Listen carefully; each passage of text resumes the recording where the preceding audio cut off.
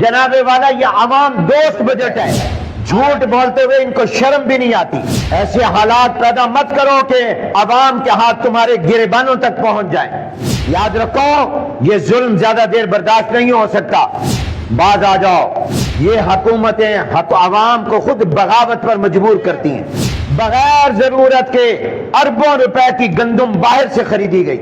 पाकिस्तान में कितने इलाके हैं जहां पर 12, 13, 14 घंटे की लोड शेडिंग हो रही है। क्या इशराफिया और अफसरान के घरों के बाहर ऐसी सड़कें हैं जैसी हमारी सड़कें? और जिन्होंने चंद दिन पहले तुमसे वोट मांगे वो अब तुम्हें नजर भी नहीं आएंगे। और हुक्मरानों की अय्याशियों में, उनकी शाह खर्चियों में कोई कमी नहीं है। ये माल और दौलत तुम्हारा मजहब और अकीदा बन गया। अजब है पूरनवार खैरुल मदारिस, खुदा का है गुलजार खैरुल। और महंगाई का क्या आलम है। वो हुकूमतें जिनका काम गरीबों के लिए रोटी कपड़े मकान का इंतजाम करना है, वो हुकूमतें दिन ब दिन महंगाई में इजाफा कर रही हैं। कहा जाता है ये जो बजट आया है ये आवाम दोस्त बजट है। झूठ भी बड़े धड़ल्ले से बोलते हैं कि हमने जनाब बजट में कोई टैक्स नहीं लगाया। हमने बजट के एतबार से जनाबे वाला ये आवाम दोस्त बजट है। हालांकि आप देखें कि कितने टैक्स लग गए हैं। कल ही बिजली फिर 7 रुपए से ज्यादा महंगी कर दी गई है। क्या ये जुल्म नहीं है कि जिन लोगों ने बेचारों ने हजारों लाखों रुपए खर्च करके सोलर लगवाए तो उन्हीं से हमारी हुकूमत उनको बिजली देती महंगी है और उनसे लेती सस्ती है। ये जुल्म नहीं है। जिन मुल्कों के बजट IMF और वर्ल्ड बैंक बनाने लग जाएं वो अपने मफादात को सामने रखेंगे या आपके आवाम के मफाद को सामने रखेंगे। और अपनी अय्याशियों में उन्होंने कोई कमी की? आज भी आप देख रहे हैं कि वजीर आजम हाउस का और ऐवान सदर का योमिया क्या खर्च है।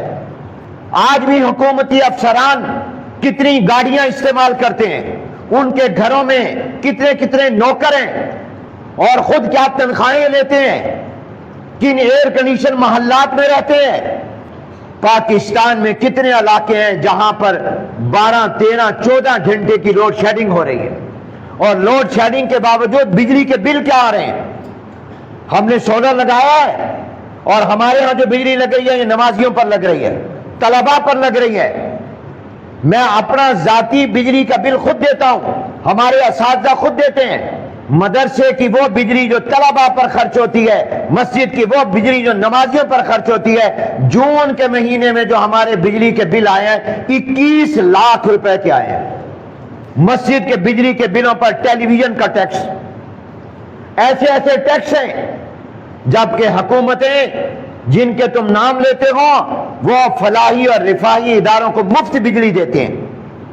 और मैंने बताया कि हमने 21 लाख रुपए के बिजली के बिल कल अदा किए हैं इस मदरसे के और मस्जिद के। ये एयर कंडीशन चल रहा है, ये हुकूमत दे रही है इसका पैसा।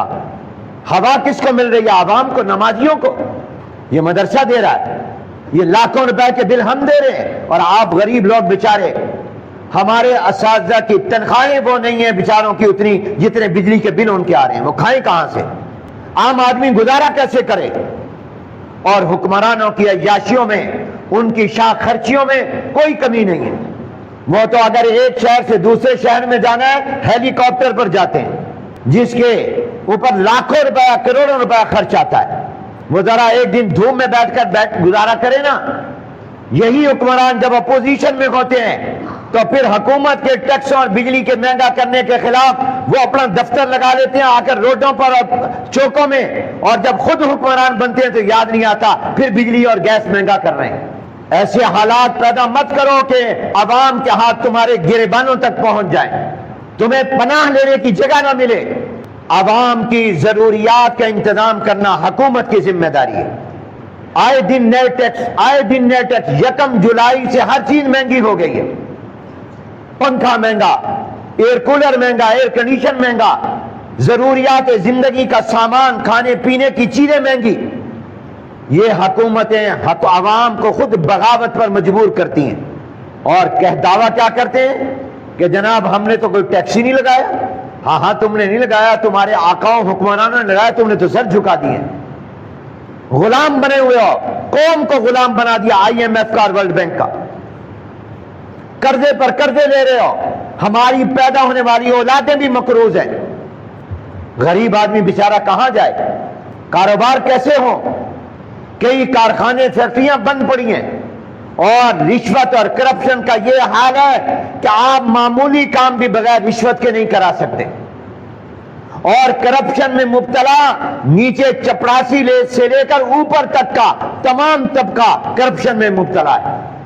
اس ملک کو تباہ اور معاشی طور پر دیوالیے کے قریب کیا ہے حکمرانوں کی عیاشیوں نے، اور حکمرانوں کے کرپشن نے اس ملک کو تباہ اور برباد کر دیا، ورنہ یہ بڑا قیمتی ملک ہے جو اللہ نے ہمیں دیا، زرخیز ملک ہے۔ دعوے ہوتے ہیں بغیر ضرورت کے اربوں روپے کی گندم باہر سے خریدی گئی، چند لوگوں نے فائدہ اپنا حاصل کیا، اور گندم اربوں روپے کی باہر سے خرید کر پاکستان لائی گئی، اور پاکستان کے ذمہ دار کی گندم بیچاری رلتی پھری، اس کی محنت کا حق اس کو نہیں ملا۔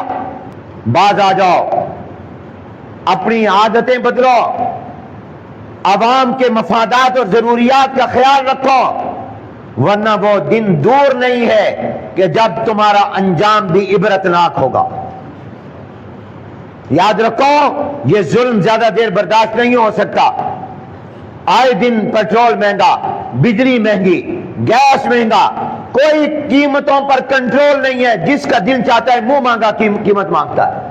ہسپتالوں کا یہ حال ہے، میں پرسوں ہسپتال گیا جب ہمارے قاری محمد اسحاق صاحب رحمت اللہ علیہ، اللہ تعالیٰ ان کے درجات بلند فرمائے، نشتر ہسپتال کا گیا، دیکھنے کا حال نہیں ہے۔ خدا کا خوف کرو، تم نے مرنا نہیں ہے، یہ مال و دولت تمہارا مذہب اور عقیدہ بن گیا، شرم نہیں آتی؟ کیا یہ حکومت کا کام نہیں ہے صحت کی اور ہیلتھ کی سہولتیں دینا؟ آپ ملتان کے روڈ اور سڑکیں دیکھ لیں، ڈھکن کھلے ہوئے ہیں، سیوریج لائنیں خراب ہیں، کئی بچے اور انسان بیچارے اچانک دھندیرے میں یا نہ دیکھنے کی وجہ سے اس میں گر جاتے ہیں، گٹروں میں، گٹر کے ڈھکن نہیں ہیں، سڑکیں تباہ اور برباد ہیں، اور ہم سے ٹیکس لے رہے ہیں، کارپوریشن بھی لے رہی ہے، بلدیاتی ادارے بھی لے رہے ہیں۔ کیا اشرافیہ اور افسران کے گھروں کے باہر ایسی سڑکیں ہیں جیسی ہماری سڑکیں؟ اسی شہر ملتان کا حصہ کینٹ بھی ہے، فوجی علاقہ ہے، وہاں کی جا کے سڑکیں دیکھو، بارش کا پانی کھڑا ہوتا ہے وہاں۔ کہتے ہیں جی ہم نے مہنگائی کی شرح کم کر دی ہے، اب مہنگائی 11% پر آ گئی ہے۔ میں تو تب مانوں جب میں جو سودا لینے جاتا ہوں مجھے گوشت سستا ملے، مجھے سبزی سستی ملے، مجھے آئل سستا ملے، مجھے کپڑا سستا پہننے کو ملے، اس کی قیمتیں تو ڈبل ہو گئی۔ کہاں تم نے مہنگائی کم کی ہے؟ اور جنہوں نے چند دن پہلے تم سے ووٹ مانگے وہ اب تمہیں نظر بھی نہیں آئیں گے، وہ تمہارا ٹیلی فون بھی نہیں سنیں گے، وہ اپنی عیاشیوں میں مبتلا ہیں۔